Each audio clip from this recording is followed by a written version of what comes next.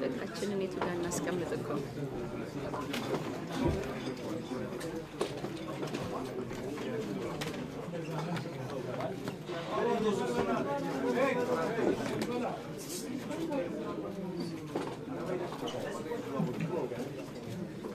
መስጋናው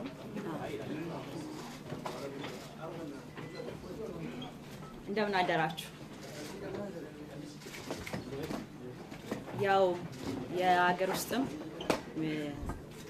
የውጭ ሀገር ጋዜጠኞችም ሚዲያዎችም ስላላችሁ በቅድሚያ መረጃችንን በአማርኛ እንሰጥና ቀጥለን በእንግሊዝኛ ተመሳሳይ መልእክቱን የምናደርሳችሁ ይሆናል ማለት ነው።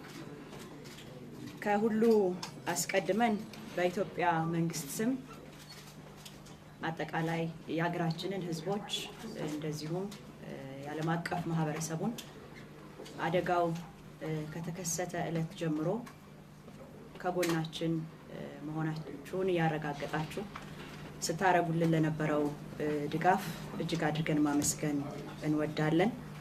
ጋዜጠኞችም ትክክለኛውን መረጃ ለህዝብ ለማድረስ ስታረጉ የነበረውን ጥረት እናደንቃለን። ቀደም ብለን በገለጽነው መሰረት እንደምታስታውሱት አደጋው ከተከሰተ በኋላ የአደጋውን ምርመራ የሚያጠራ በትራንስፖርት ሚኒስቴር ስር ያለ የአውሮፕላን አደጋ ምርመራ ቢሮ ስራውን እንዲጀምር ተደርጓል። በዛ ሂደት ውስጥ የአደጋ ምርመራውን ሂደት የሚመራ አካል ተሰይሞ ወደ ተግባር ገብቷል። ይሄ ስራን ወደ ስራ ስናስገባ ተግባሩን የፈጸምነው በዓለም አቀፍ አሰራሮችን ተከትለን ነው። ለዚህም የአይካኦ ተቀጽላ 13 ወይም አኔክስ 13 የምንለውን ተከትለን የአደጋ ምርመራ ቡድኑ ወይም ኮሚቴው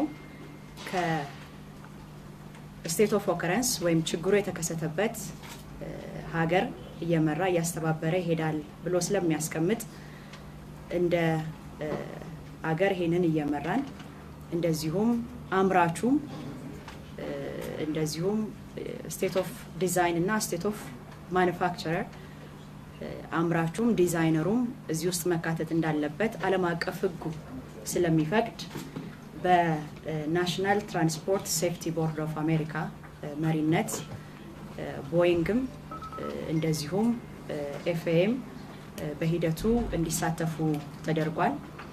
እዛው ሳለ ዓለም አቀፍ አሰራሩም ስለሚፈቅድልን ተጨማሪ አክሬዲትድ የሆኑ ተቋማትን የሂደቱ አካል እንዲሆኑ አድርገናል። በዚህም የፈረንሳይ የቢሮ ኦፍ ኢንኳይሪ ኤንድ አናሊሲስ ፎር ሲቪል አቪዬሽን ሴፍቲ ኦፍ ፍራንስ ወይም ቢኢኤ የምንለው ተቋምም እንዲካተት አድርገናል። ከዛ በተጨማሪ የዩሮፒያን ዩኒየን አቪዬሽን ሴፍቲ ኤጀንሲ ወይም ኢያሳም እንደዚሁ በሂደቱ እንዲሳተፍ አድርገናል። እንግዲህ እነዚህ አካላት ያሉበትን ኮሚቴ አዋቅረን ወደ ተግባር በመግባት በዓለም አቀፍ አሰራሩ መሰረት በመጀመሪያው አንድ ወር ውስጥ ፕሪሊሚናሪ ሪፖርት ወይም ደግሞ የመጀመሪያ ደረጃ ግኝቶችን ለህዝብ ይፋ ማድረግ እንደሚጠበቅብን ይታወቃል። በዛ መነሻነት የመጀመሪያ ምርመራ ሂደቱን ግኝቶች ከዚህ እንደሚከተለው አቀርባለሁ። አንደኛ፣ አውሮፕላኑ የጸና ወይም ቫሊድ መብረር የሚያስችል ሰርቲፊኬት ያለው መሆኑ በምርመራው ተረጋግጧል። ሁለተኛ፣ አብራሪዎቹም ይህንን በረራ ማድረግ የሚያስችላቸው ብቃትና ተገቢው የምርመራ ፈቃድ ያላቸው መሆኑ እንደዚሁ በምርመራው የተገኘ እውነታ ሆኖ ታይቷል። ሶስተኛ፣ አውሮፕላኑ ለበረራ ሲነሳ በትክክለኛ መስመር ለመብረር በሚያስችለው ሁኔታ ላይ እንደነበረም ታይቷል። አራተኛ አብራሪዎቹ አውሮፕላኑን ለመቆጣጠር ያስችላል ተብሎ በአምራቹ የተሰጠውን ቅደም ተከተል ወይም ፕሮሲጀር ተከትለው አውሮፕላኑን በተደጋጋሚ ለመቆጣጠር የሰሩ ቢሆንም አውሮፕላኑን መቆጣጠር አለመቻላቸው በመጀመሪያ ደረጃ ግኝቱ እንደ እውነታ ተስተውሏል ማለት ነው። ይህንን መሰረት በማድረግ የደህንነት ምክረ ሀሳቦች እንደዚሁ በመጀመሪያ ደረጃ ግኝት ውስጥ እንዲካተቱ ተደርጓል። የመጀመሪያው ምክረ ሀሳብ ተደጋጋሚ የሆነና አውሮፕላኑን ለመቆጣጠር ያስቸገረ የአውሮፕላንን አፍንጫ የመድፈቅ ችግር በዚህ የመነሻ ምርመራ የተለየ በመሆኑ አውሮፕላኑን በበረራ ወቅት ለመቆጣጠር የሚያስችል የበረራ ቁጥጥር ስርዓቱን አምራቹ በድጋሚ ሊፈትሸው እንደሚገባ። በሁለተኛ ደረጃ ይህ የአውሮፕላን ስሪት ወደ በረራ ከመመለሱ በፊት የሚመለከታቸው የአቪዬሽን ተቋማት ባለስልጣናት፣ ኃላፊዎች በበረራ ወቅት የሚገጥመውን የመቆጣጠር ችግር የሚያስወግድ የበረራ ቁጥጥር ስርዓት በበቂ ሁኔታ ሊያረጋግጡ እንደሚገባ የሚያመላክት ምክረ ሀሳብ ቀርቧል ማለት ነው። ስለዚህ የአውሮፕላን አደጋ ምርመራ ቡድኑ የለያቸው የመጀመሪያ ደረጃ ግኝቶችና ያስቀመጣቸው የደህንነት ምክረ ሀሳቦች እነዚህ ናቸው። ይህንን ማዕከል በማድረግ በመጪው አንድ ዓመት ውስጥ በተቀጽላ 13 ወይም ደግሞ በአይካኦ አኔክስ 13 መሰረት ዝርዝር ሪፖርቱ በዚህ ማዕቀፍ ውስጥ ታይቶ ለዓለም አቀፍ ማህበረሰብ ግልጽ የሚደረግ ይሆናል ማለት ነው። ስለዚህ እነዚህ ናቸው ዋና ዋና ነጥቦቹ። ወደ ጥያቄና አስተያየት ከመሄዳችን በፊት ጥያቄዎቹን አንድ ላይ ለመቀበል እንድንችልና ድግግሞሽ እንዳይኖር ሀሳቡን በተመሳሳይ እንደግመዋለን ማለት ነው። First of all, as Ethiopian government, we would like to thank the whole international community for the support that has been forwarded to our people and government since the aircraft accident.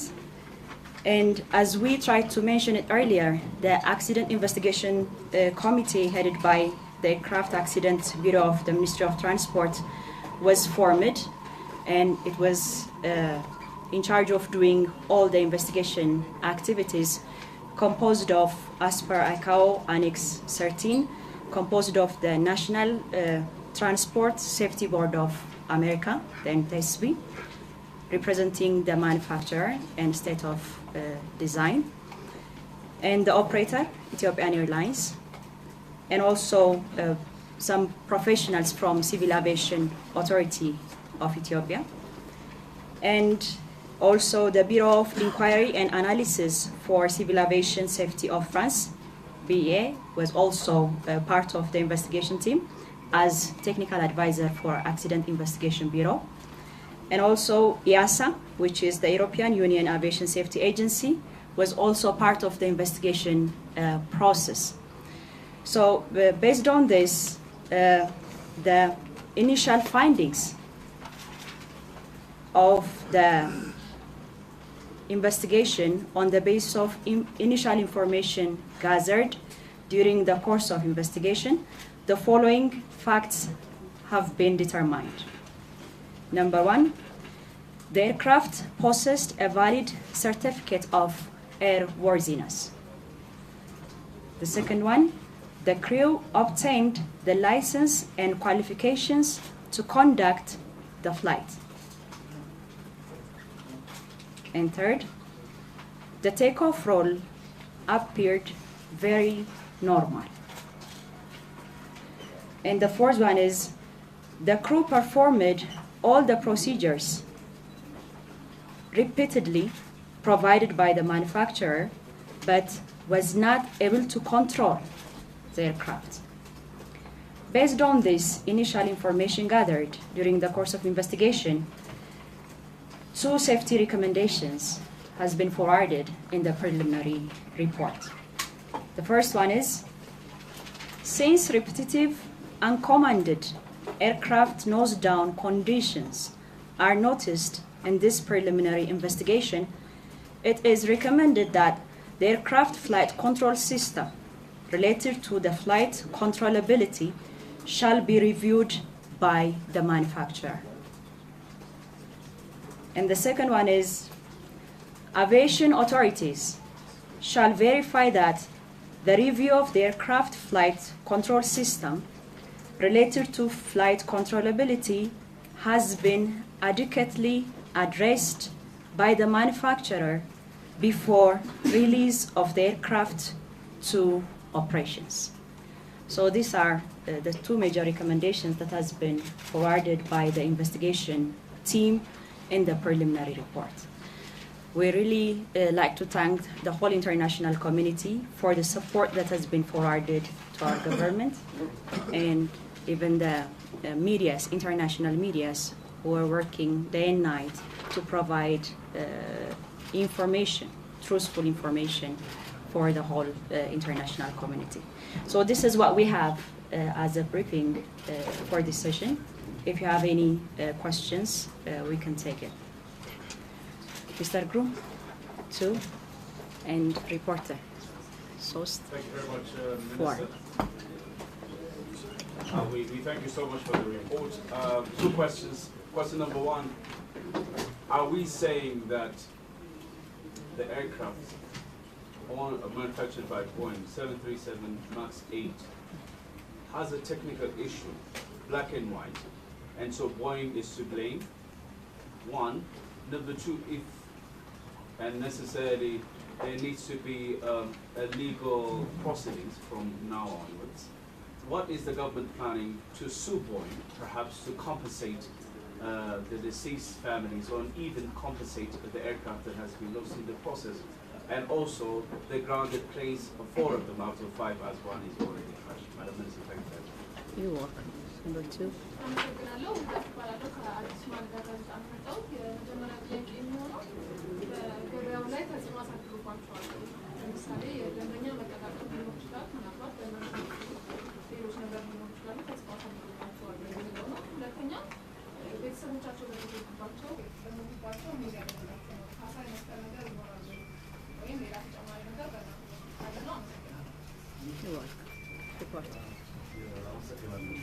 የመጀመሪያው ጥያቄ ዛሬ ጠዋት የወጣ አንድ ሪፖርት አለ። አውሮፕላኑ በሚነሳ ጊዜ የሴንሰሩ በበርድ ስትራይክ ወይም በሌላ ኤክስተርናል ኦብጀክት ዳሜጅ ሆኖ ነበር የሚል ዘገባ ወጥቷል በተለያዩ ሚዲያዎች እና ይህ ምን ያህል እውነት ነው የሚል የመጀመሪያ ጥያቄ። ሁለተኛ ጥያቄ ቦይንግ ይህን ሪፖርት ከመውጣቱ በፊት መቼም ድራፍት የተላከላቸው ይመስለኛል ለቦይንግ ኩባንያና ይህን ድራፍት ሪፖርት ቦይንግ ተስማምቶበታል ወይ የሚል ነው። የመጨረሻው ጥያቄ በአብዛኛው እስካሁን ሲነገር የነበረው የፍላይት ሶፍትዌሩ ወይም ኤምካስ የሚባለው ፍላይት ሶፍትዌር ችግር እንደሆነ ነው በተለያዩ ባለሙያዎች ሲገለጽ የነበረው እና ግን አሁን አንዳንድ ባለሙያዎች የሚሉት ከሶፍትዌሩ ወይም ደግሞ አሁን አፕዴት እያደረጉ ነው ይላል ይህን ሶፍትዌር ግን ከሶፍትዌሩ በዘለለ የአውሮፕላኑ ችግር የከፋ የዲዛይን ስትራክቸራል ዲዛይን ችግር እንዳለበት አውሮፕላኑ ኢንስቴብል እንደሆነ እየተነገረ ነው እና ከዛ ባለፈ ከሶፍትዌሩ ባለፈ የዲዛይን የአውሮፕላኑ ስትራክቸራል ዲዛይን ሪቪው እንዲያደርግ በእናንተ በኩል ሊታሰብ ይችላል ማለት ነው። አመሰግናለሁ። ምናልባት ተመሳሳይ ጥያቄም ከሪዛልቱ ጋር በተገናኘ ቦይንግ ምናልባት የሰጣችሁ የሴፍቲ ሪኮሜንዴሽን አለ እና እሱን ተካቱ አዲሰርታል ለቦይንግ ደርሶታል ቦይንግ እስከዛ በኋላ የሰጠው ምላሽ ምንድን ነው? ሁለተኛ ደግሞ ምናልባት የቪክቲም ምንድን ነው ጠበቃዎች ኢንተርናሽናሊ ወደ አዲስ አበባ ላይ ኦሪጅና ክለተናና ኢትዮጵያ ኤርላይንስ ነው የሚመለከተው እናንተስ ቦይንግ ነው የሚመለከተው ክሊርሊ ለእነሱ የሚሰጣቸው ጋይድላይን Yeah. Question first. Probably repeating my colleagues' questions, but was the MCAS system engaged during the initial minutes of the flight, and did pilots attempt to disengage it but were unsuccessful? And also, if the answer to his question about the damage to an external sensor that he mentioned, if you could do that one in English as well. Thank you. Okay, 1, 2, 3, and that's going to be the last. Could you just tell us a bit of detail about the steps the pilots took, and could you confirm whether or not the pilots leveled out the aircraft before they disengaged? አመሰግናለሁ። ኢንቨስቲጌሽን ቅድም በሚያወሩበት ሰዓት ላይ ከዚህ በኋላ በሚቀጥሉት 1 ዓመታት ነው ቀጣይ መረጃዎችን ተጠናክረው ይወጣሉ ያሉና ምን አይነት መረጃዎች ነው ከዚህ በኋላ የሚቀሩት? ምናልባት ቅድም እንዳነሳው አሁን ላይ ክሌም የምናደርገው ቦይንግን ክሌም ማድረግ እንችላለን። በወጣው መረጃ ግልጽ የሆነ ነገር ማወቅ እንችላለን። በቃ በሶፍትዌሩ ችግር ምክንያት ነው የተከሰተው ብለን ማለት እንችላለን። ያንን ካለ ምንድን ነው የሚቀጥለው ክስ ነው ወይስ ምንድን ነው የሚቀጥለው? ሌላ ደግሞ በሚቀጥለው 1 ዓመት ውስጥ የሚወጣው መረጃ የሚቀር መረጃ ምንድን ነው?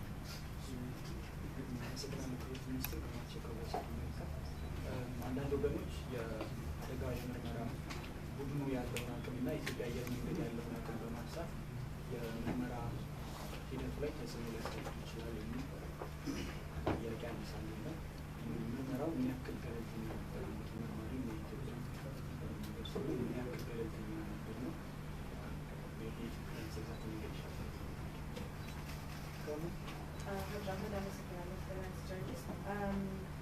If you could respond this in English, it would really be nice. Could you please tell me, was the sensor damaged at or after takeoff and then malfunctioned? And how long after takeoff, and at what altitude did the MCAS first activated? And is this preliminary report based on the flight recorded data or the cockpit recorded data? So hear that first after that. And if you could also tell us on how many times the M has been activated.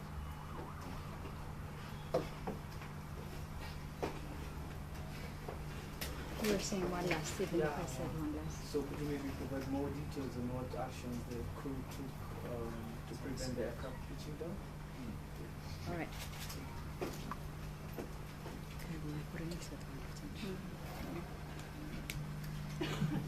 የተወሰነ አንድ ፔጅ ላይ እንድንሆን ጥቅል ነገር ላንሳና ለስራ ባልደረቦችም እድል ሰጣለሁ። አንደኛ ይሄንን ሪፖርት ስንሰራ ቀደም ብዬ እንዳነሳሁት የኢንተርናሽናል ስታንዳርድስ ኤንድ ፕሮሲጀርስ ተከትለን ነው ስራውን የሰራነው ስራውን የፈጸምነው ብለን አስተናል። ዓለም አቀፍ አሰራሮችን ተከትለን ፈጽመናል ብለን ስናነሳ የአውሮፕላን አደጋ ምርመራ ሂደቱን እንዴትና በምን አግባብ በእነማን መጣራት አለበት የሚለውን የአይካኦ አኔክስ 13 ወይም ተቀጽላ 13 በግልጽ ያስቀምጣል። በዛ ሂደት ውስጥ ስቴት ኦፍ ኦከረንስ ወይም ደግሞ አደጋው የተከሰተበት አገር በዋናነት በሰብሳቢነት የሚያስተባብረው ቢሆንም ሂደት ውስጥ የሚሳተፉት አምራቹ የአውሮፕላኑ አምራች አገር እንደዚሁም የአውሮፕላኑ ዲዛይን ያደረገው አገር እንደዚሁም ስቴት ኦፍ ሬጂስተሪ የመዘገበው ኦፕሬተሩ ወይም ደግሞ አውሮፕላኑን የገዛው ሀገርም እንደዚሁ እንደሚሳተፉ ያስቀምጣል። ከዛ በተጨማሪ በእነዚህ አካላት ብቻ ሳይወሰን አስፈላጊ ሆኖ በተገኘበት ይህንን ሂደት የሚመራው የሚያስተባብረው አካል ሲወስን የሚመለከታቸው ባለሙያ የሆኑ አክሬዲትድ ሰርቲፋይድ የሆኑ ባለሙያዎች አካላት ተጋብዘው እንደሚገቡ ያስቀምጣል። በዛ መሰረት ይሄንን ስራ ስንሰራ አጠቃላይ ስራውን የሰራነውና በጋራ የፈጸምነው የአሜሪካን ሀገር የናሽናል ኤንቲኤስቢ ወይም ናሽናል ትራንስፖርት ሴፍቲ ቦርድ ኦፍ አሜሪካ የሂደቱ አካል ነበር። ኤንቲኤስቢ ሲመጣ ከቦይንግም ከኤፍኤኤ ወይም ከአሜሪካን ሲቪል አቪዬሽን ተቋሙም እንደዚሁ ባለሙያዎች ተካተው መጥተዋል።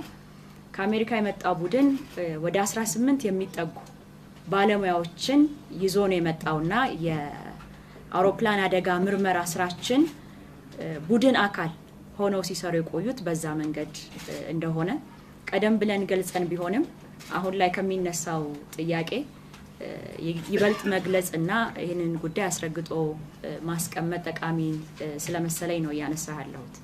ስለዚህ 18 አባላት ያላቸውን ከአሜሪካን ሀገር ከቦይንግም ከኤፍኤኤ ኤንቲኤስቢ እየመራ ይዞ መጥቶ በሂደቱ እንደተሳተፈ መረጃ እንዲኖራችሁ ነው። ከዛ በተጨማሪ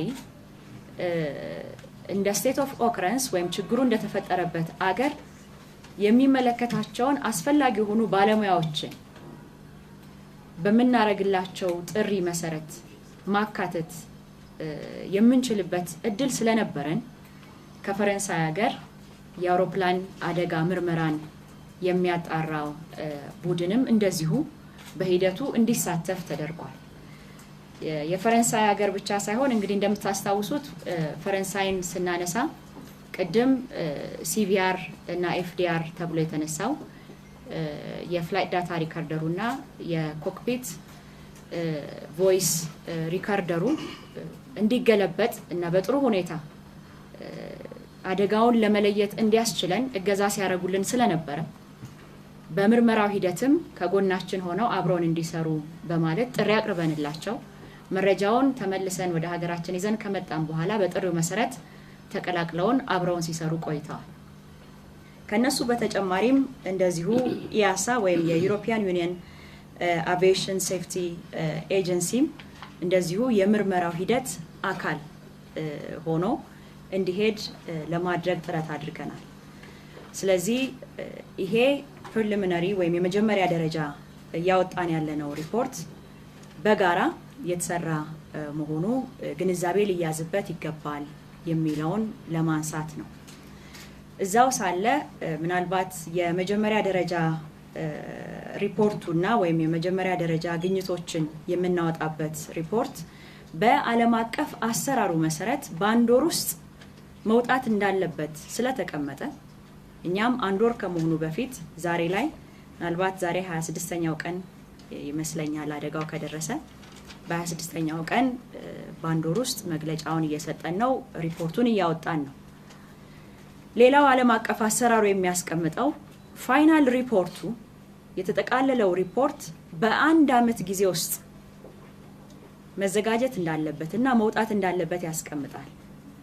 ይሄ ፕሪሊሚናሪ ወይም የመጀመሪያ ደረጃ ሪፖርት ነው እንጂ የመጨረሻ ፋይናል ሪፖርት አይደለም። ዋና ዋና እውነታዎችን ዋና ዋና ፋክቶች የምንላቸውን ስታብሊሽ የሚያደርገው ወይም መሰረት የሚጥለው ይሄ ፕሪሊሚናሪ ወይም የመጀመሪያ ደረጃ ሪፖርት ሲሆን ይሄንን ማዕከል ያደረገ የመጨረሻ ሪፖርት ደግሞ በዓለም አቀፍ አሰራሩ መሰረት በአንድ አመት ጊዜ ውስጥ እንዲወጣ ይጠበቃል። ያ ሪፖርት ሙሉን ሆኖ በተደራጀ መንገድ የሚወጣ ይሆናል ማለት ነው። Just to mention what I have said earlier in English, this investigation has been done by the investigation committee, which is composed of the NTSB, which includes the manufacturer, the state of the manufacturer, and the state of design, which comes with a team of 18 individuals composed of professionals from Boeing, professionals from FAA, of Federal Aviation Authority of America, was part of the investigation team as well.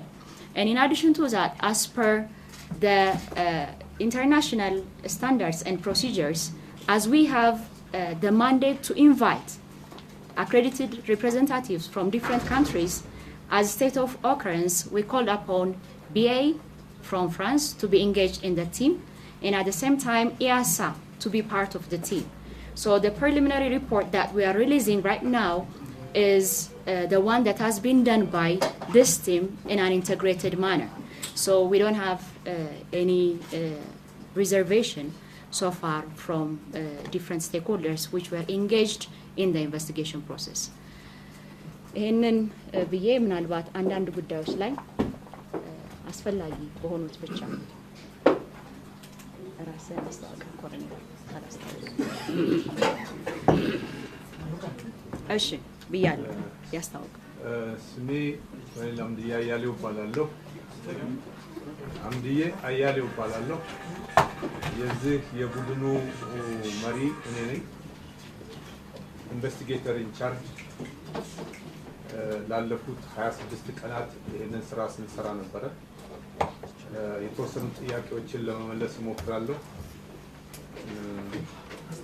በ10 ማለት መጋቢት 1 በእኛ በፈረንጆች 10 አደጋው የደረሰበት ቀን ነው በሁለተኛው ቀን መጋቢት 2 ቀን ኤፍዲአር እና ሲዲአሩን አደጋው ከደረሰበት ቦታ ማንሳት ችለናል ከዛ በኋላ ይሄንን ኤፍዲአር እና ሲዲአር ሊያነብልን የሚችል ላቦራቶሪ ያለው የተወሰኑ ሀገሮች አንዱን የመረጥነው ፈረንሳይ በመሆኑ ወደ ፈረንሳይ ሀገር ወስደን ይሄንን ለማስነበብና ለማምጣት ችለናል ይሄ የመነሻው ሪፖርት ነው ከዚህ ዳታ ተነስተን ነው ይሄንን ፕሪሊሚናሪ ሪፖርት ለማዘጋጀት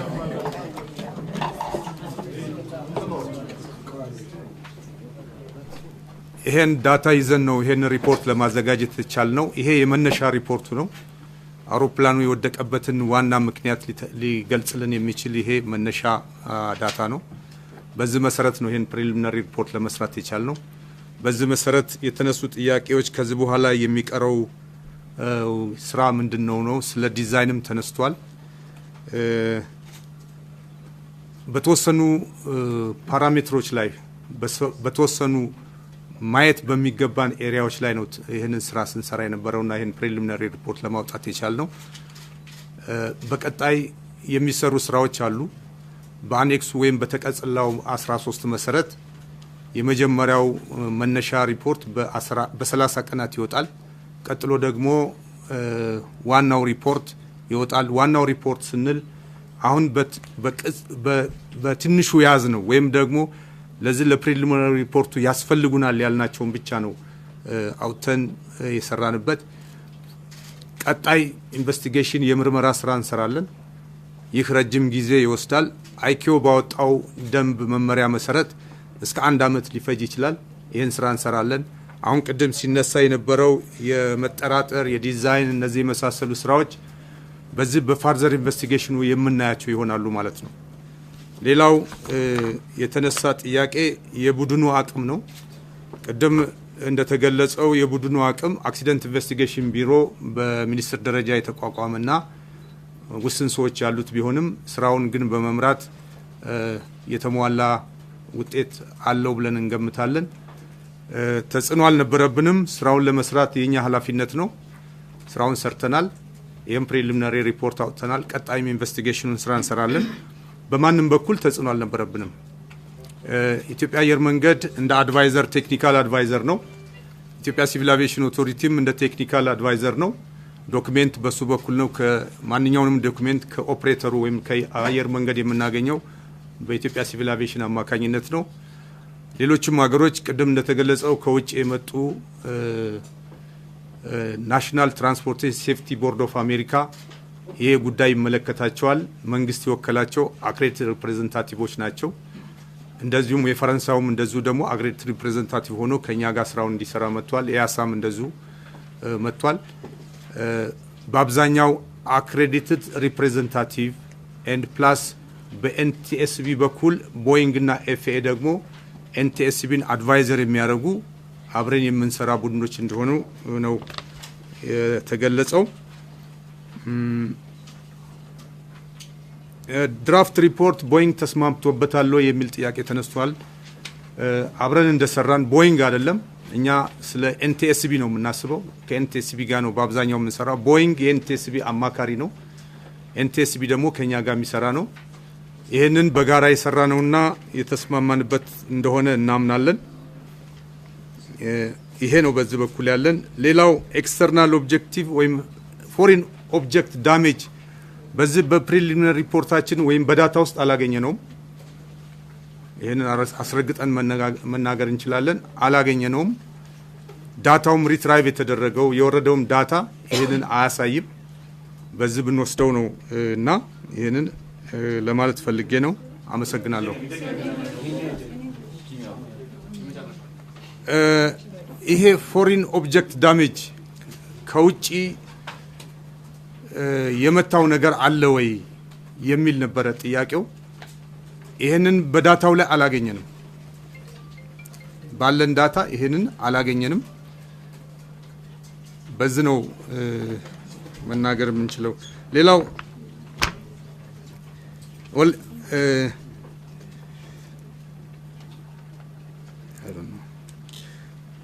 Okay, let me say in English some points here, that this accident investigation bureau is established under the Ministry of Transport and works independently, and this is the leader of this investigation.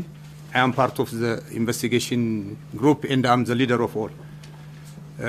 As I mentioned in Amharic, that as soon as we get the FDR and CVR data from the accident site, we took this data, I mean the FDR and CVR to the BA France, and we retrieved the data from the FDR and CVR and we brought here to analyze it.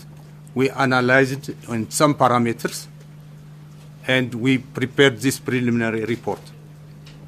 And what you say, I said that in structural design that we cannot decide now. That the question is that is there a structural design problem? No, we cannot predict right now.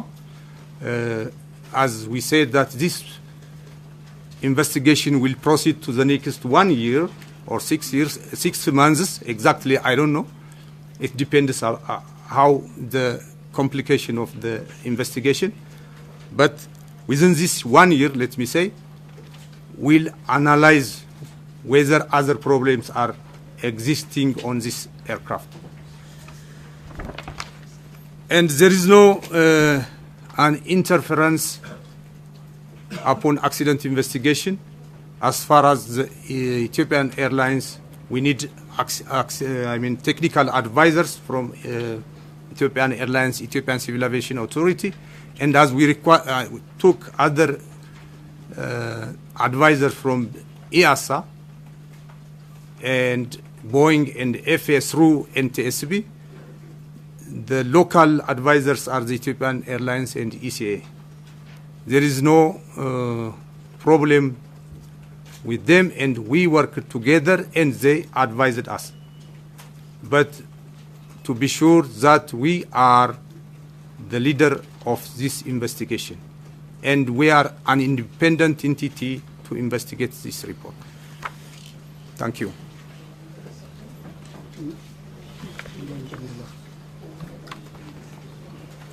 Okay, I'm sorry. This one, the last one.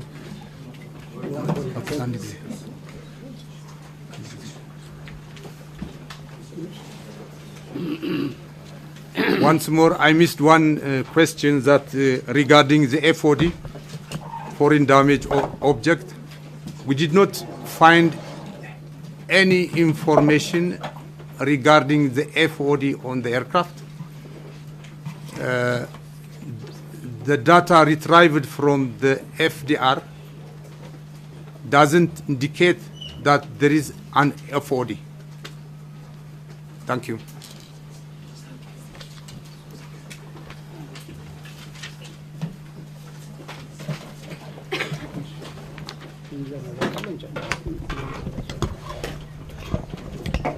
Concerning the legal procedure that you have asked, just to address a few points concerning the legal procedures that you have asked. One of the subcommittees that has been formulated under the steering committee is the one which is going to be responsible for seeing the legal aspect. And this team is chaired by the Ministry of, by the Attorney General, by our Attorney General. So as Ethiopian government, we're going to carry out the legal procedures as per the international procedures and as per our legal proceedings.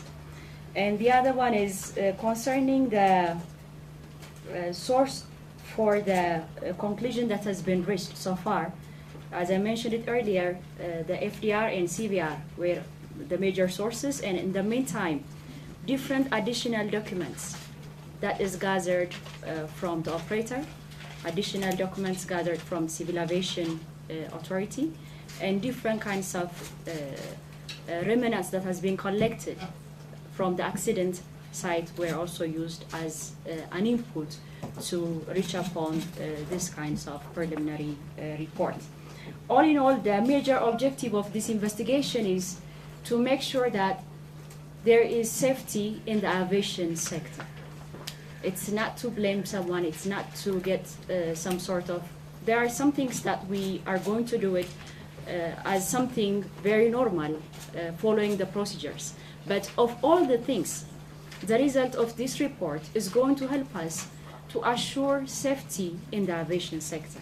So as a government, we're committed to work on that, and we'll try to make sure that we're going to get the best that we could to make all the people of the world safe in their aviation movement. በአጠቃላይ የዚህ የምርመራ ሂደታችን አጠቃላይ ግቡ ከካሳ ጋር ተያይዘው የሚነሱ ህጋዊ መንገዱን ተከትለን የምንፈጽማቸው ጉዳዮች ያሉ ቢሆንም በዚህ ሪፖርት የመጨረሻ ውጤት ማግኘት የምንፈልገው የአቪዬሽን ዘርፉ ደህንነቱ የተጠበቀ እንዲሆን ከደረሰው አደጋ ትምህርት እንድንወስድበት ተመሳሳይ ችግሮች እንዳይከሰቱ እንደ አንድ መነሻ የሚያገለግለን ስለሚሆን በዋናነት እንደ ኢትዮጵያ መንግስት ይሄንን ለማረጋገጥ ከሚመለከታቸው አካላት ጋር በጋራ ለመስራት ዝግጁነታችንን እንገልጻለን። ወደ ድምዳሜ ያደረሰን በዚህ የመጀመሪያ ደረጃ ግኝቱ እንድንመጣ ያደረገን በተለምዶ ብላክ ቦክስ ከምንለው ከሲቪአር እና ከኤፍዲአር በተጨማሪ አስፈላጊ የሆኑ ሰነዶች ከኦፕሬተሩ ከኢትዮጵያ አየር መንገድ ከተቆጣጣሪው ተቋም ከሲቪል አቪዬሽን ባለስልጣን እንደዚሁም አደጋው በተከሰተበት ቦታ ላይ የተሰባሰቡ መረጃዎችም እንደዚሁ ለግኝቱ እንደ አንድ መነሻ እንደተወሰዱ እግረ መንገድ ለመግለጽ ነው። ሌሎች ከደንበኛ መቀዛቀዝ ከካሳ ከመሳሰሉት ጋር ያሉ ጉዳዮች ህጋዊ አሰራሩን ተከትሎ በእኛ ጠቅላይ አቃቤ ህግ የሚፈጸም ይሆናል። ከደንበኛ መቀዛቀዝ ጋር ተያይዞ እስካሁን ባለን ግምገማ ኦፕሬተሩ የዚህ ስትሪንግ ኮሚቴ አባል ሆኖ እየሄደ ስላለ በዚህ አደጋ ምክንያት የገጠመ መቀዛቀዝ የለም የሚለውን ለማንሳት ነው። ጊዜያችሁን ስለሰጣችሁን እጅግ አድርገን እናመሰግናለን። From the American side, there were complaints that they were denied access to some information like data retrieved from the CDR and FDR. So, did you give them all the retrieved data, copy of the We solved every concerns that they have. And I don't think that there is a pending issue concerning this. የአውሮፕላን ክሩ እንዳለ ለመቆጣጠር አውሮፕላኑን የተቻላቸውን ማኑፋክቸር ባስቀመጠው መሰረት አድርገዋል ተብሏል። ይህ ቀጣዩ የምርመራውን የኢትዮጵያ አየር መንገድ ከሰስፔክትድ ለማሰብ ይችላል። እሱ ምርመራው ፈርዘር የሚያየው ምርመራው በቀጣይ የሚያመጣው ነው። እስካሁን በደረስንበት ግን ቅድም ያልሆነ አመሰግናለሁ።